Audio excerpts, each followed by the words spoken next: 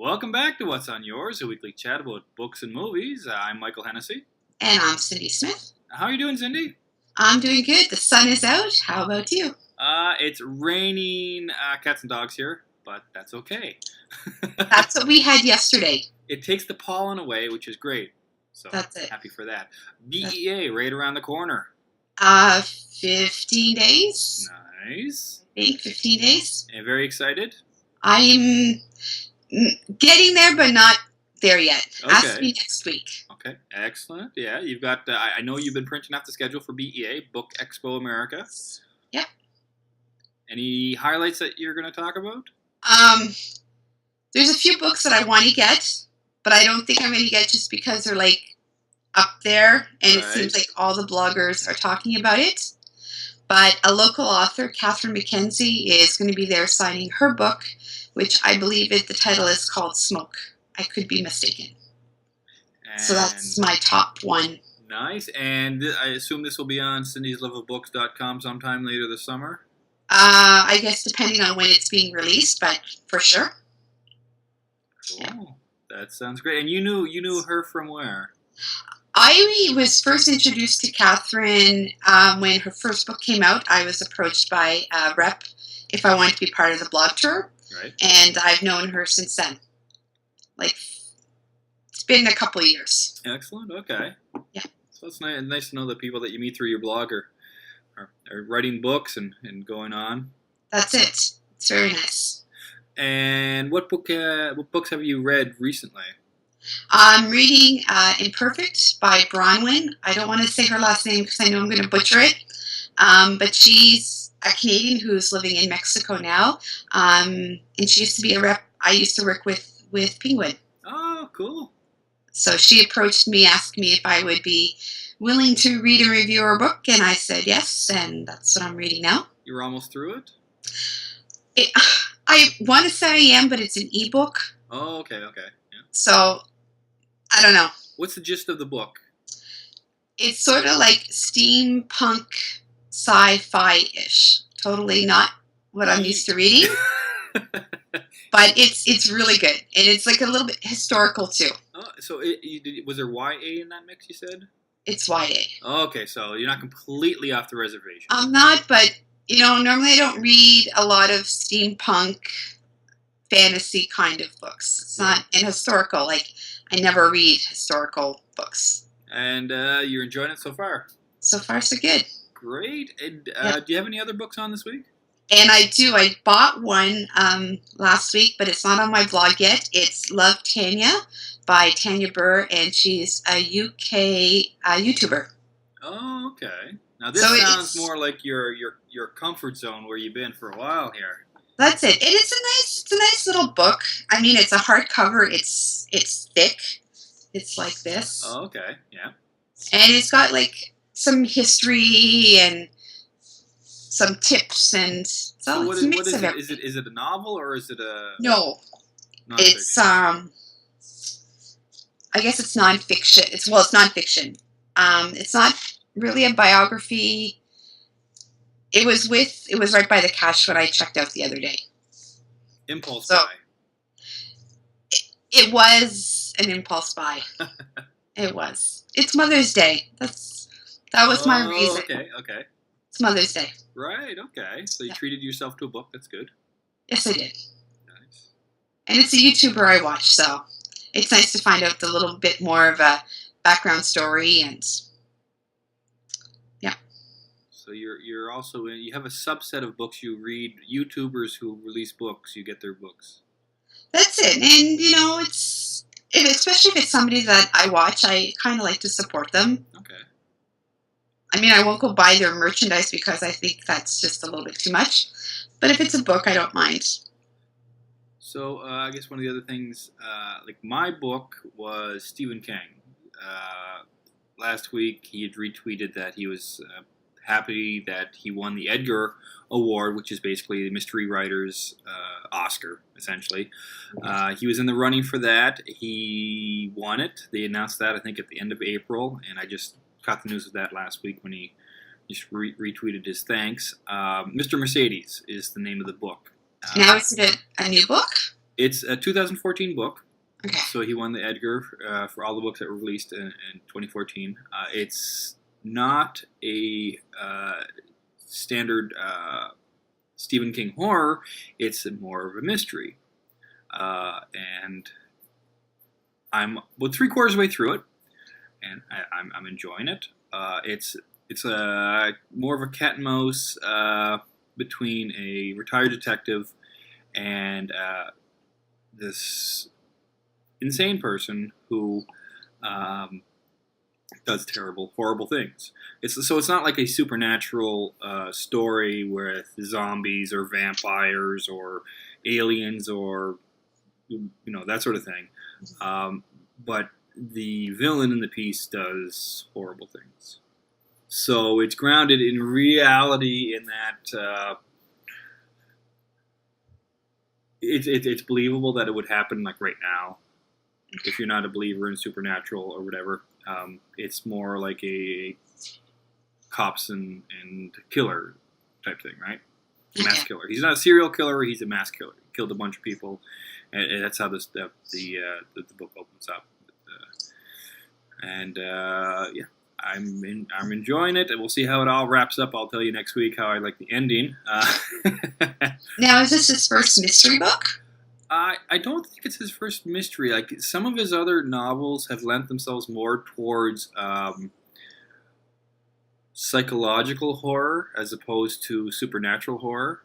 Okay. Yeah, I think that's where he's strongest, where it's ordinary people put in a position where there's something terrible that happens and they have to deal with it. And it's the relationships between individuals that really kind of, that's where the real horror comes from. I mean, that's, if you look at Under the Dome, which was CBS took and turned into a TV series. It had like the alien, I don't know if you've ever read it or seen the series.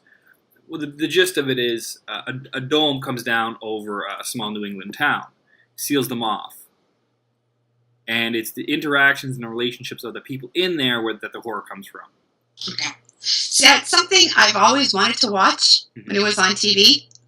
Never got to it. I'm not sure how it adapted. I'm not sure because what I understood was it changed significantly from the book. Right? Okay.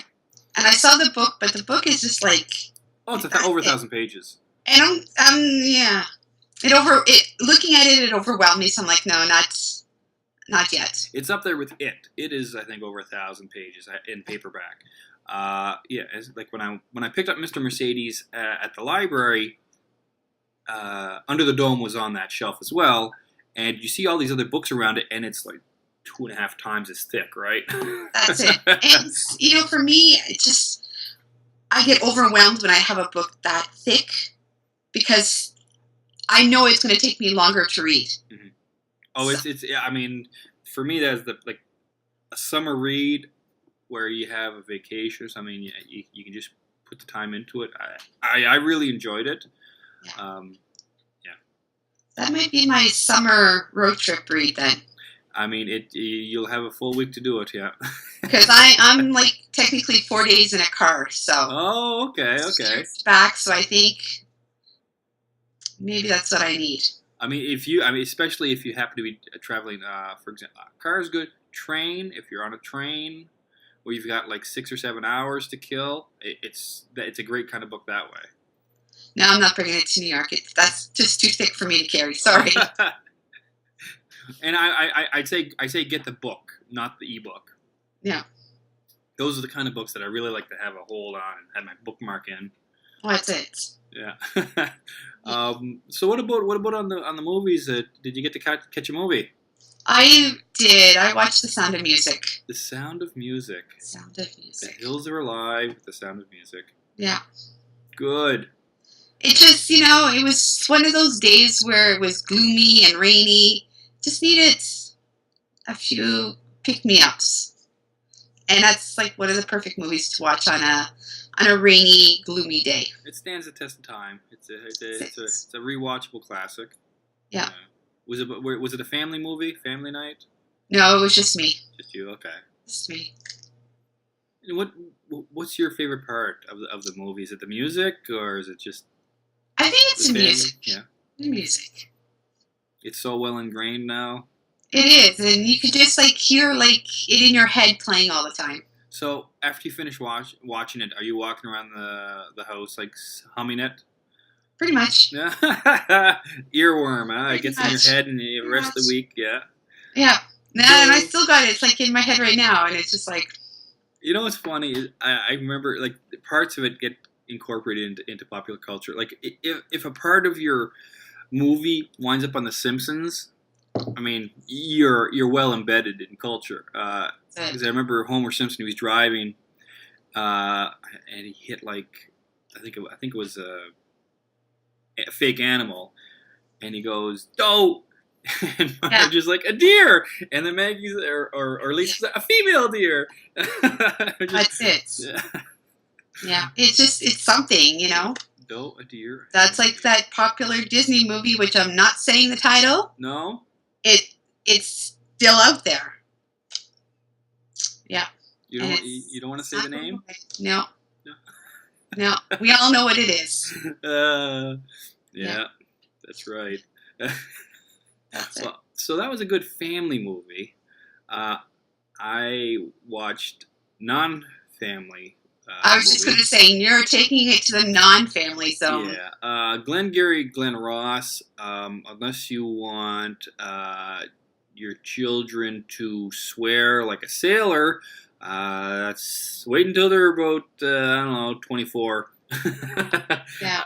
It's a really good movie. It's a fantastic movie, but the swearing is profuse, but it's very poetic. It's very, I mean, when the characters swear in there, there's a cadence to how they deliver it, and just a fantastic roster of actors in this. Jack Lemmon, Kevin Spacey, Alec Baldwin, Al Pacino, Ed Harris, just top notch. Yeah, I think it's got to be done right. Mm-hmm. Like you can tell when something they're using swear words just for the purpose of using it, and then when it's part of the storyline.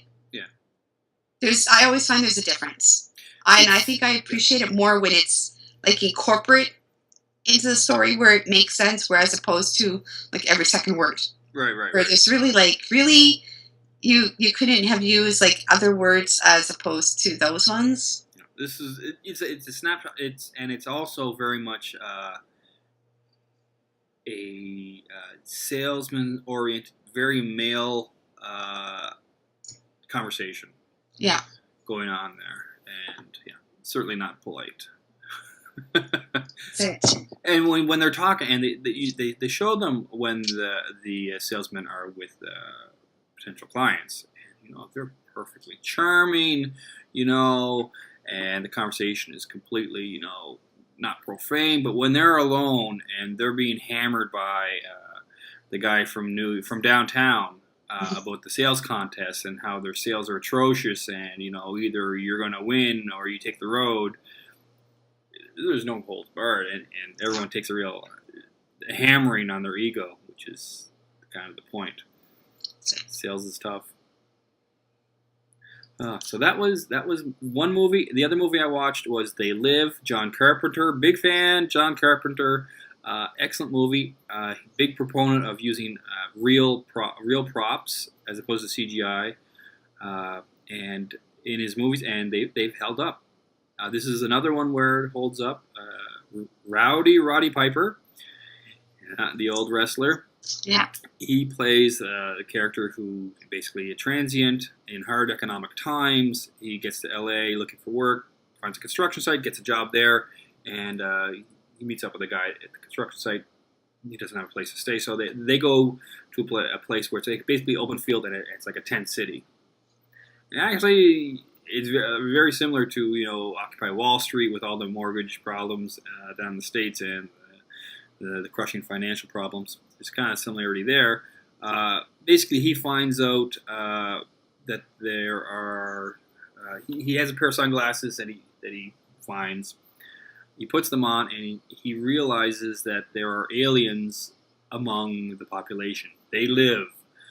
It refers to aliens. So he puts on glasses while he's standing at a newsstand, and there's a billboard. And the billboard looks like a normal advertisement, but he puts the glasses on, it has another message like obey, or when he looks at the newsstand, all the magazines have messages, very fascist, authoritarian messages like buy more, pay your taxes.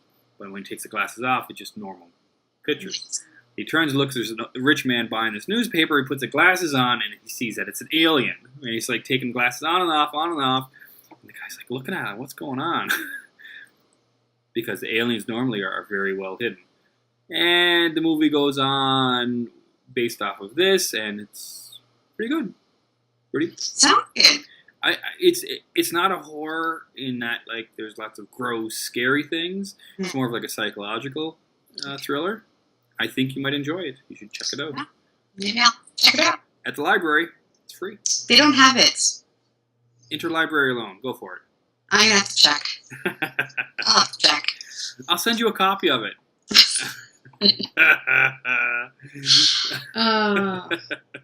Any recommendations this week? I'm going with something totally not, well, it's technically book and movie related. Okay. I've got a tea subscription. A tea subscription, okay. Called Tea Sparrow. I think it's teasparrow.com. And for like $20, you get 4 samples of tea. Okay. And you can make like 35 to 40 cups out of those samples, like all of them. So that's my recommendation. Interesting, okay. I do King Cold tea, orange pico. That's the tea that I have. I'm having some now. What kind of flavors did you get? Was that the mocha tea or whatever? No, it was. It's on my blog. Oh, okay. I'm like a complete blank right now. Okay. It's on my blog. It's because you're drinking McDonald's coffee right now, not your tea. I'm drinking McDonald's homebrew coffee right now. Just needed that little bit of a pick-me-up because it was gloomy and rainy a bit this morning. No nabob? No nabob. Oh. No. Lesson learned. You should nabob yourself for BEA. You know what? I think I don't usually drink coffee when I'm there just because I'm already on that adrenaline high. So, I mean, you're in a city that never sleeps. How can you be, tired and... Yeah. Well, it'll give you that extra push there when you're trying to get to all the booths. I'm good. I'm on that height. My pick of the week, I will go with Mr. Mercedes by Stephen King. Okay. Mystery Writers Association gave it the Edgar. I've enjoyed it so far, and I think if you're into mystery thrillers, give it a shot. May have to check that out. It may be turned into a movie. There's a list of all the Stephen King works that have been turned into movies or are in the process of being turned into movies and or TV shows, and the list is enormous. Oh my Lord. Practically everything he's ever written is being turned into something. That's it. It's a known property, and it translates well. So that's it. So I'm still looking for Dark Tower. That should be excellent. It'll come. It will. It will, eventually. So I hope the countdown to BEA continues well. So far, so good. And you'll be giving us updates on your blog? I'm on the fence about bringing my iPad to New York. Mm-hmm. Or if I'm just, going to kind of, shut down and just use my phone, just, to email, to text and everything, check emails. I think I might just take that week and just disconnect. You can always do your photo upgrade. Do you have, Pinterest or Instagram? I have Instagram. Instagram from the BEA. I just might, yeah.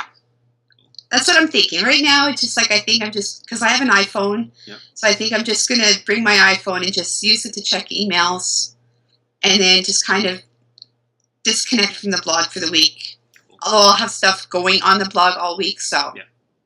Excellent. Well, I'm looking forward to seeing you down in the Big Apple. So am I. That's excellent. I'm almost there. Almost. Right. Well, I guess that wraps up for this week, and we'll see you next week on What's on Yours. Exactly. Good week. You too. Okay. Right. Bye-bye. Bye.